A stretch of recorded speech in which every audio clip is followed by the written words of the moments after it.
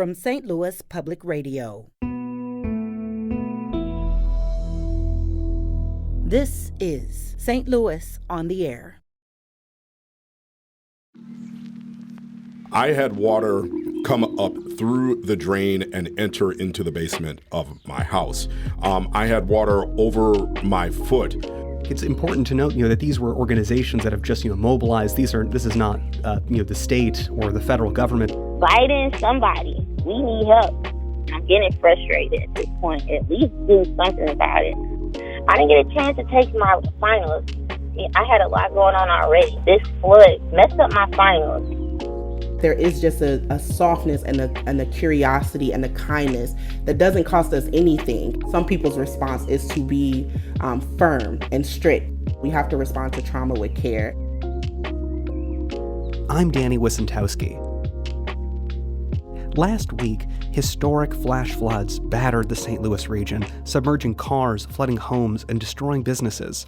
The unprecedented extreme weather continued this week, with more flood warnings and record-breaking rain. It's the human cost that's also overwhelming. Some flood victims spent upwards of 8 hours waiting in line at aid centers. The situation is already sparking some reflection about how the region approaches emergency response, and also questions about how it will help the victims of the next flood, whether it's tomorrow, next week, or next year. Now, one of those people who waited in line for more than 8 hours yesterday outside University City's Centennial Commons, along with hundreds of others, was St. Louis Public Radio's very own Rod Milam. Last week, he was hosting this show the day after he himself experienced flooding at his home in University City, and he joins me today. Rod, welcome. Hey, thank you very much. Rod, just briefly describe the damage you experienced last week in the flooding. Well, for me personally, outside of the 1,000 people that were in line with me yesterday waiting outside of the community center, I had water come up through the drain and enter into the basement of my house. I do not live in the floodplain of the River des Peres, which those of us in University City, we call it the creek, because I'm a native of U City, even though I've lived all over the planet. And the water was coming up into the basement. I had water over my foot, and it's happened 3 different times, and I'm seeing the clouds kind of rolling in right now, and it's getting me a little nervous. I've already had the basement flood 3 different times because the river has, every time it has rained since that very first night, water has backed up in the river, which means there are people and my neighbors that are down the hill from where I am who are actually in the floodplain. Some of them had cars floating in the water. Some of their basements were completely inundated. And I, further upstream as far as the Metropolitan Sewer District pipes are concerned, I had water coming up into my house and pooling. There's water and devastation everywhere. It's a great point you raise, Rod. We're not just talking about one flooding event, but these are multiple flash floods. Last week, Tuesday and Thursday, and then this week again, flood warnings that occurred Wednesday and yesterday. Now, you and these other folks who've experienced these multiple flooding events, they came to one of these aid centers that you were just describing, and just describe a bit of that scene, the 1,000 people that you were waiting with. What was that like? Well, I heard it initially through word of mouth and not even through the newsroom that there was going to be a sort of organizational gathering that was going to happen at the community center in Heman Park, which is a large park that dominates University City. And it was the third of 3 that were scheduled when I heard about it on Tuesday, but then there had been extensions of different organizations from the state as well as individual cities where people were going to come and gather. What I did not know in the interim, even though I was up at 7 o'clock in the morning when it was raining as my basement was flooding for the 3rd time, is that the night before when they had the event in North County, they had to shut that line down a lot earlier. And people who had gotten chits or certain tickets saying that they had a place in line to try to see some of these more multi-organizations, they were told to show up to U City. Now, a lot of those people had their homes completely inundated. Like their entire basements were covered, and they had to try to find a way to get there. Some of their houses had been condemned, and it wasn't just University City people who had been affected who actually showed up. So on top of it, the official time for starting was 3 until 8 o'clock. I said, well, I have work I have to do, plus I have other issues going on. Let me try to show up at 2:30. Maybe I'll be a little bit early, but little did I know, I was easily a quarter mile away from the entrance of the building, and I was before the 8 o'clock or the 3 o'clock start time. And there were people piling up behind me as well. And what happened in the line, the more and more people started lining up. And after a while, officials or people and all these people were volunteers who were at the community center. They came through, they handed out tickets, and they were little red tickets with numbers on them. And if you were in line basically at 4 o'clock, and the line was already more than a quarter mile long, they said, you need to go to the next event because there's no way you're going to get in. And we didn't have a lot of information in the line. You got to be buddies and friends with everybody who was very close to you, the people who were there. So I got to know them. We did not know we were going to be there for 8 hours. We knew it was going to take time. And the line was barely moving, and it held to a stop for at least a couple of hours. It was not good. Wow. And Rod, I noticed you've actually brought that red ticket that you just mentioned. It's here, and I see another card that has an insurance consumer hotline. Right. What were the resources that they were able to give you once you finally got through that 8-hour line? Yeah, I didn't get in and then into the inside of the building until 8 hours. Then we had another, I guess, 30 minutes of just being intaken into the system with volunteers all across the area. And most of the people had left. I did not hit the interior of the building until 10 o'clock, 10:15, 10:30. I can't remember. The sun had already gone down, fortunately. But it wasn't good. The first group that I got in touch with was actually a state organization. It was the Missouri Department of Commerce and Insurance, who I had not had previous touch with. And they apparently they oversee what happens with insurance agencies throughout the state to make sure that they're actually doing what their contracts say. And they said you can call this 800 number. It was 800-726-7390 if you thought you had any problems with your insurance company, or if you just needed help reading through the policies that you had. But that was a quick conversation. You could tell that once I was ferried past the AmeriCorps volunteers who were there and other folks, that there weren't a lot of people still left. A lot of people had already gone. I did see the Red Cross, but the Red Cross deemed my damage not major but minor because I, quote unquote, only had a water line of about 1 to 3 inches. Major is over 18 inches of water, and there were plenty of people, most people that were around me, who had much more damage than I did. It was not good for them. Yeah, and I think it's important to note, that these were organizations that have just mobilized. This is not the state or the federal government. There has been Governor Parson has requested a federal disaster declaration that could bring in more resources, but it sounds like the aid that has existed, they were triaging for people who were very seriously damaged, but were they being overwhelmed? Is that what it felt like? Oh, it was definitely overwhelming. It was overwhelming for of course, the people who had been directly affected, but I've been on the other side of that. I lived in New York for 12 years, and I was there when I was in New York City when Hurricane Sandy hit, and I helped have people pass out food, and I help people dig stuff out of their yards. And the volunteerism that was available, I was on the opposite side of it at that time. The system was overwhelmed. The infrastructure was overwhelmed. The whole thing was overwhelmed, and people, as long as you got the red ticket, you were supposed to be able to be seen that day. But if not, there have been 3 additional days, one meeting that's supposed to take place in the city of St. Louis, and then another 2 days after Friday, today, and Saturday that's supposed to take place in East St. Louis. And if you Google that information, you'll find it. But it's been tough for everybody, and to say that the system is inundated is very much true. Right, and we'll of course have that information online at stlpr.com. Mm-hmm. And just very briefly, in the last few seconds we have here, what do people in your position need right now? I am not like most of the people. I think a lot of people were coming from hotels. They'd spent 2 or 3 days, but they really couldn't afford it after that. Those are the folks that were directly around me.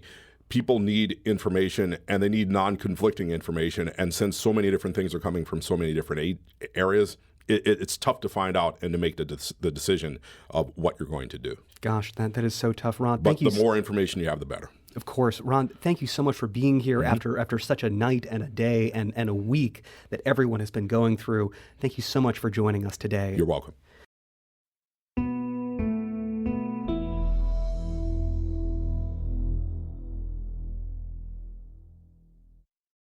In a few minutes, we'll talk to Action St. Louis Executive Director Kayla Reed about lessons already being learned here from last week's historic flash floods and how St. Louis can support the people who are now putting their lives back together. But first, producers Maya Norfleet and Avery Rogers spoke with several flood victims who are all still reeling from the effects of flash flooding last week. Here's what they had to say. Hi, I'm Manikanta Kaveri Patnam. I go by Mani. I live in U City, St. Louis County. My basement completely flooded.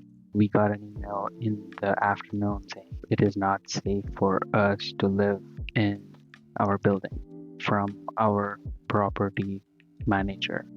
And they said they were going to provide us a temporary accommodation for just 1 week, but they also said it was going to take them a week to 6 weeks to fix everything. It's just really hard to keep moving with a lot of your belongings, especially when you have a full-time job. My neighbors that I'm very close with, they also moved in with me and my girlfriend in my girlfriend's place. It's been almost exactly a week that this happened, and we are all still here, and we still don't know when we're going to go back to our apartments. My name is Robert Williams, and I live in the Metro East area on the outskirts of Belleville, Illinois. There was so much water, it really flooded our streets, which never happens. But the debris that I'm speaking of about some of the neighbors is that some of the contractors would come out and they would rip up the carpets, or if they had laminate flooring, but they wouldn't take that debris. They would leave it out for the homeowner to have that removed, which, if you live in the city, you can be cited for, or if you live in an HOA, you can definitely be cited for that as well. So it definitely affects that homeowner who doesn't want to make it look like they're making the neighborhood look bad because of the storm. I want my representative to know that we're suffering on an infrastructure level where when there's a storm, there is a lot of damage and aftermath that comes with it. And we would like to know where's our tax dollars going to improve on those infrastructure issues when they do the roads or storm water pipes, the everything, even when it comes to energy too. We would like to have answers for that. My name is George Sells. I'm Director of Communications and Marketing for St. Louis Public Schools. The Thursday storm was the one that really got everybody's attention here. Everybody was at work still when the skies opened up, and I come back in the next morning, and that was when I got the pictures from Soldan. And Soldan's cafeteria was underwater. It had 2.5 feet of water in it, and it was mostly sewage. It was sewer water. It was not just rainwater. And in addition to that, the floodwaters outside, the flash flooding had been so bad that a dumpster was picked up and carried and slammed into one of the side doors of the building, one of the big metal security doors, and it knocked that thing loose, folded it over almost the way you would dog-ear a page in a book, and floodwater from the outside came pouring in that way. So Soldan took kind of a double hit. St. Louis Public Schools has a total of 62 schools. So 35 being damaged basically will tell you the damage was all over the city. While we are going to fix as much as we can, and we are going to do everything possible to prevent any of these kind of problems from recurring, there's some things you just can't control. And Mother Nature will outdo what any of us do pretty much whenever she wants to. My name is Ethan Crawford, and I blow glass for a living. I have a TikTok account with a pretty decent following, and I live stream all of my glass blowing on TikTok. I actually did a full tour of the gallery a couple of hours before the flood happened without knowing that was going to be the last video virtual tour that had ever happened there. The glass furnace got flooded. It doesn't work anymore. It needs to be rebuilt, so we can't blow glass in that facility anymore. My name is Kristen Camuso, and I'm a community outreach specialist for the Missouri Coalition for the Environment. Our first concern was, as we watched Coldwater Creek water rise and breach its banks and head back into the neighborhoods and into the community, is this spreading Manhattan Project radioactive waste throughout the neighborhoods? We know that there's been areas that have been cleaned up along Coldwater Creek. However, there are a lot of areas that are still being investigated, that are still waiting to be cleaned up. Our main concern was, are there new areas of contamination? Is Coldwater Creek still spreading this contamination into homes, businesses, schools, parks, etc.? According to the Army Corps of Engineers Food Wrap program, who is the agency tasked to clean this up, the water itself is not contaminated, but what it does is it's a mode of transport. So it can carry these radioactive particles and leave them wherever these floodwaters go. And as they recede, they will deposit them back into, yards, properties around the creek, sometimes inside of homes. As flood victims pick up the pieces after devastating flooding, many are wondering what's next. Best option I can give you is to pay attention to your health, and if you notice any unusual or new symptoms of illness, such as cancers, immediately go tell your doctor. Try to be as proactive about your health as you possibly can. I've been able to kind of go viral with a couple videos and get exposure to the GoFundMe. And lots of people have really helped with that, and we're really close to meeting the goal. The glass community has really come together and not only helped clean up the studio, but lots of people from all over the country and all over the world have donated to help these artists. During these hard times, it does take a community to get through this, and reaching out to assist if you have the ability and means to do it, it would change someone's lives. Climate change is real. Climate change is so real. And I believe this is all related to climate change. We cannot blame anybody for this. Get renter's insurance, always. Insure as many things as you can, right? That was Manikanta Kaveripatnam from University City, Robert Williams from Belleville, George Sells with St. Louis Public Schools, glassblower Ethan Crawford, and Kristen Camuso from Missouri Coalition for the Environment. While St. Louis Public Radio photojournalist Brian Munoz was capturing rescue efforts in Hazelwood, he met Courtney Daffin, who had just moved into the reserve at Winding Creek Apartments. When our producer Maya Norfleet spoke with Courtney this week, she shared her account of that morning and what recovery has been like since. My name is Courtney Daffin. I'm 29 years old, and I've lived in the North County area for 29 years. Tuesday of last week, around 3 or 4 o'clock in the morning, my life changed. I woke up, everything flooded, and found out everything I had was gone. The water was right under my balcony. I have the pictures and everything. In the back, the freaking basketball court, when I looked out the window, was all basically water filled to the rim. In my car, I tried to look for it. I didn't even see it. My car I just bought like a week before it happened, submerged in the water that I used to go back and forth to school and to work. I didn't get a chance to take my finals. I had a lot going on already. This flood messed up my finals. I have a question as far as has any scientist or anybody in that department even tested that water that we had walked through? We haven't got any answers about that. We haven't got any answers about anything. Let it be known. Is the water toxic like y'all always, like it's been said for I don't know how long? Can you publicly test that water? Even when you walking through that water, there's so much stuff in there. Even the little kids, I had to pick my baby all the way up because I was scared for her to get anything touched her because I don't want nothing dissolving into her skin. I don't know. The government needs to do something. Luckily, the apartment is so-called, they had let me cancel my lease. But it's like, I don't know what I'm going to do about my car. They're closing the dang on apartment. I try to get in touch with Progressive for, what's this, 2 weeks now? They haven't did anything for me. My car is still sitting over there, and they're talking about closing the place down for no trespassing. So I don't know what to do at this point. They haven't gave us told people's numbers or anything. I'm getting frustrated at this point. At least do something about it. Biden, somebody. We need help. And St. Louis is just not a little town. We got people here going to school to be people. People going to school. Like, I'm trying to go to school to be a healthcare provider, a dental hygiene or nursing. I can't be going through this kind of stuff. This is impacting people that's trying to do stuff for other people. That was Courtney Daffin describing her harrowing experience as floodwaters overtook her apartment in Hazelwood. Of course, there are so many people in Courtney's situation. This week, hundreds waited in lines to get into aid centers, seeking things like shelter, food, and emergency funds.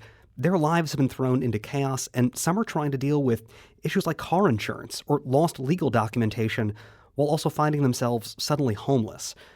Now, multiple local organizations also mobilized to provide rapid direct aid, and Action St. Louis Executive Director Kayla Reed is here to talk about that ongoing response. Kayla, welcome. Hey, Danny, congrats on your first day hosting. Oh, thank you so much, Kayla. It's great to have you here. Kayla, you and other volunteers from several groups mobilized in response to the flood, and with a focus on direct aid. Why was it important for you to take that approach? Yeah, as an organization that really focuses on housing justice, we knew that renters were going to take the brunt of this impact. We knew that they would be.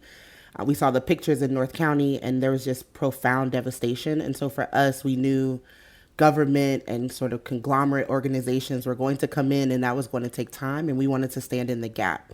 And so as a nimble organization, a grassroots organization, we did what we do best. We did outreach, and we provided resources on the spot to folks who had lost everything, like Courtney. Yeah, no, of course. There's so many people, like you say, like Courtney and other places. Now, I know you've also been pretty vocal about the need for there to be better systems, better infrastructure for these kinds of disasters. Now, yesterday, Governor Mike Parson submitted a request for a major disaster declaration in the city of St. Louis, and you responded to this on Twitter, and it sounded like you had hoped that this this declaration, would have come sooner. Why is that? Well, because we all woke up to the same pictures and the same information. The devastation was profound the next day. And so what Parsons did yesterday could have been done a week ago, and FEMA could have been on the ground providing direct relief. When we are talking about devastation, we're saying folks have lost their entire apartments, all of their belongings, and their car. That's thousands of dollars of relief. Action St. Louis, Arch City Defenders, Black Men Build, Faith for Justice, we've moved close to $100,000 in direct aid, and that's a drop in the bucket to the actual need of people who have been impacted through this disaster. Right. Now, you mentioned FEMA. Now, I should mention this segment has involved a lot of discussion about University City. And yesterday, when I did speak with University City Mayor Gregory Rose, city manager, he did say that he is in conversation with FEMA, with the federal government. They are waiting and also trying to get these resources together. But it seems like it just takes a lot of time. Who are the organizations and people that are filling that gap, and how long can that last? Yeah, I think many organizations are coming together to try to respond in this moment. You have sort of health agencies, you have nonprofits, you have faith organizations. I've seen pop-up shelters be created in churches and in community centers. Food and water be provided in parking lots on the corner of major intersections. A lot of people are trying to step up.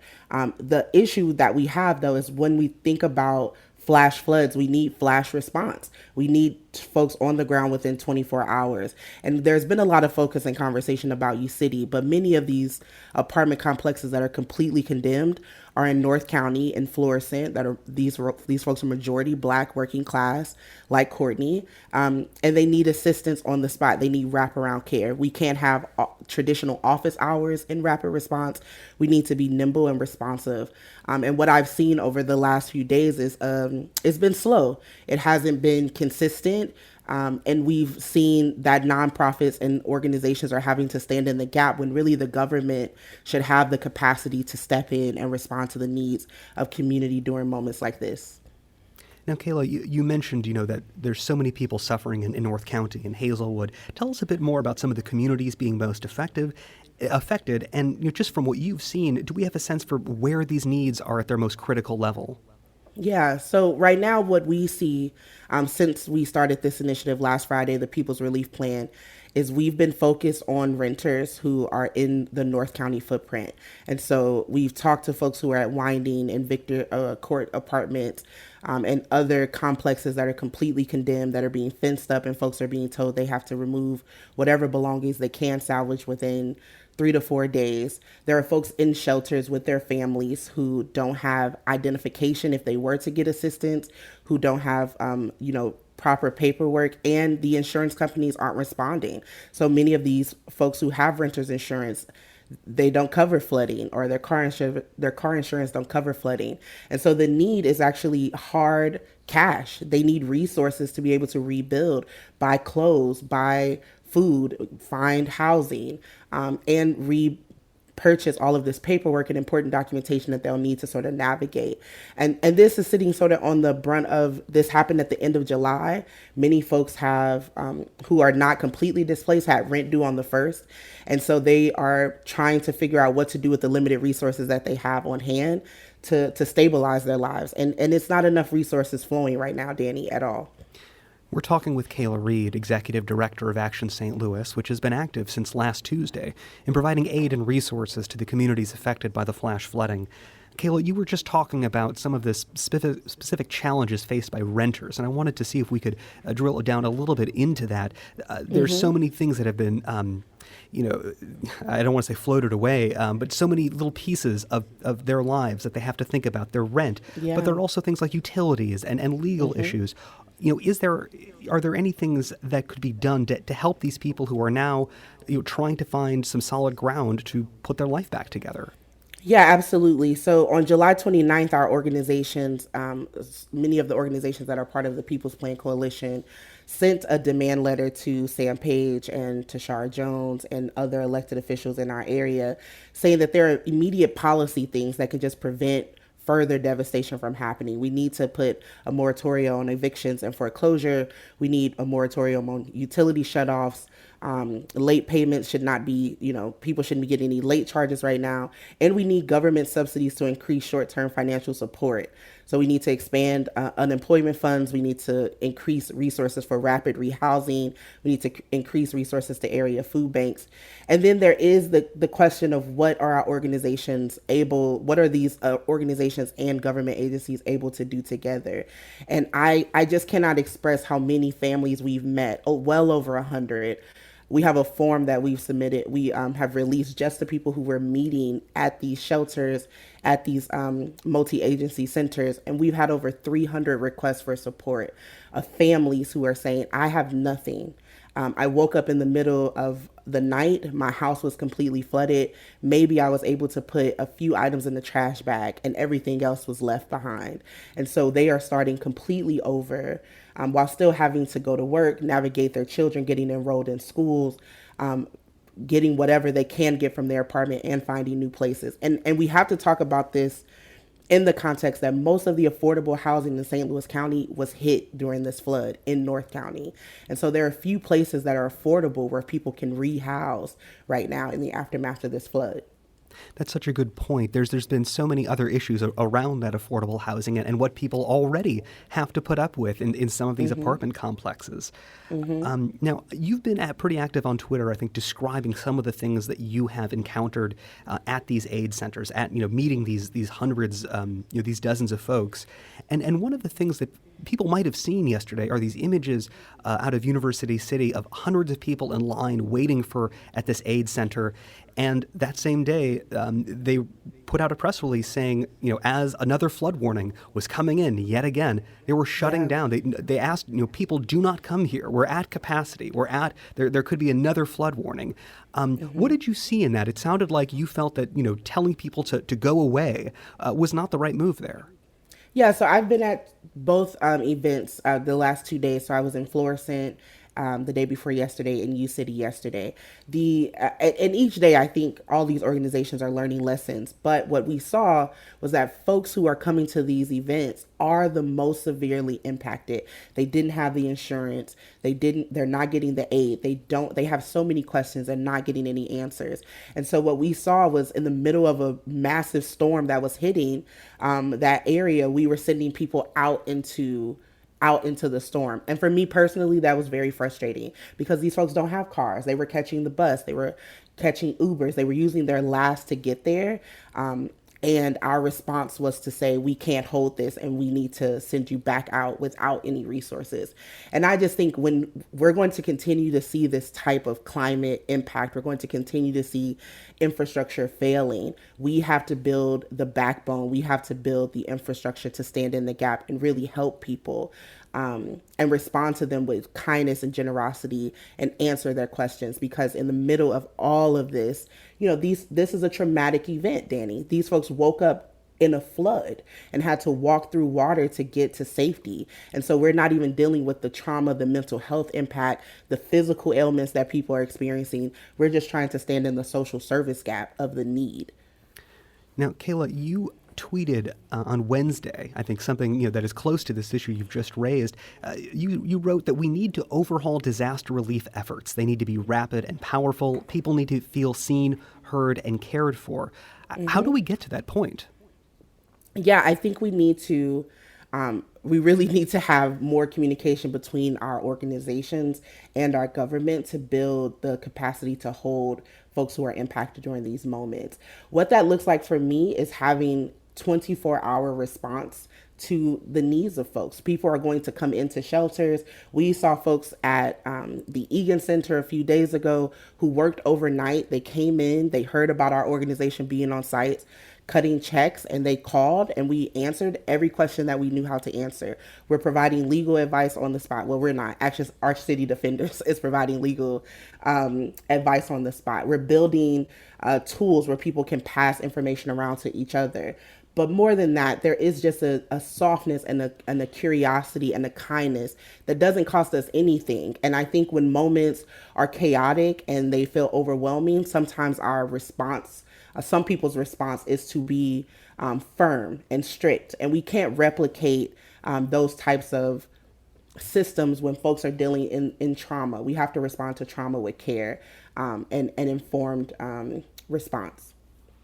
Kayla, now, you talked about like what these organizations can do to help people, and I'm curious. The governments themselves, as I said, City Manager Gregory Rose in University City, waiting on FEMA, waiting on the federal government, and I think a lot of local governments are in the same position. They're waiting for the greater tranche of resources to be opened. What a disaster declaration could really put a ton of resources in not just in St. Louis City and County, but in the other areas of Missouri where a total of I believe the number is more than 700 homes have been damaged. What could governments be doing to try to better tailor these responses and to have some of that compassion that you were just mentioning?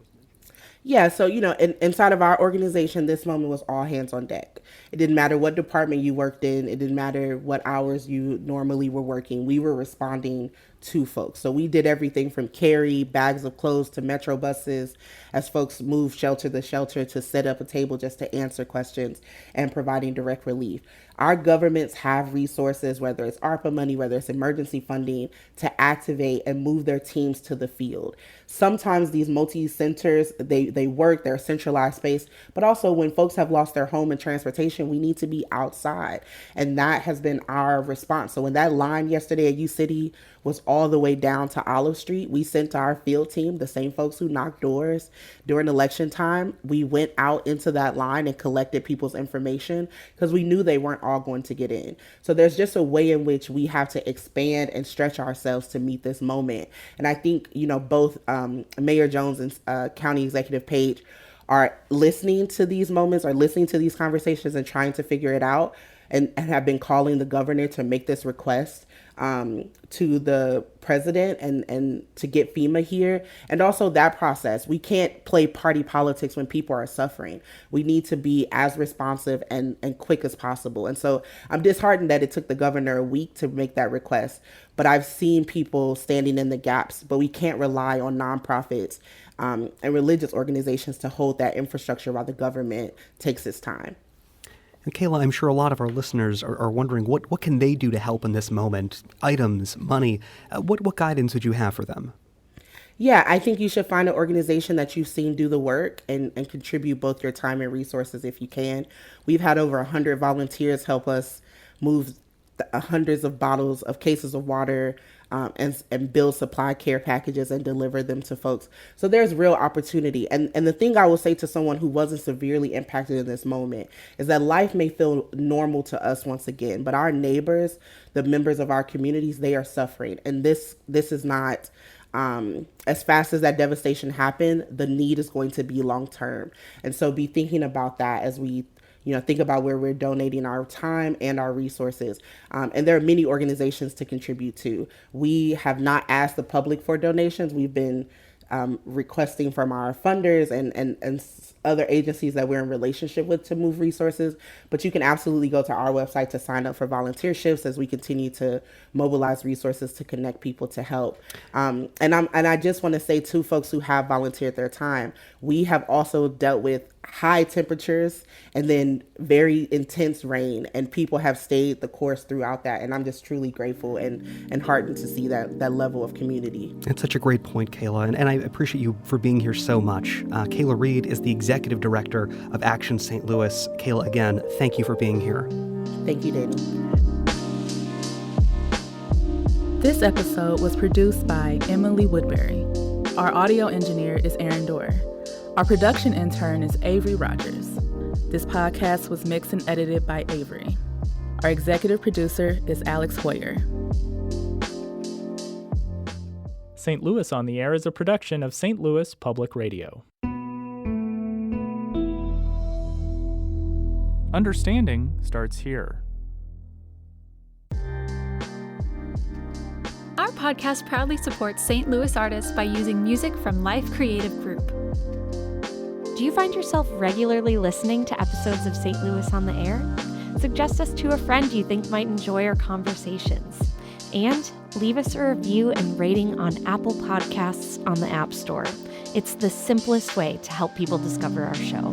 Thanks. St. Louis Public Radio is a member-supported service of the University of Missouri St. Louis.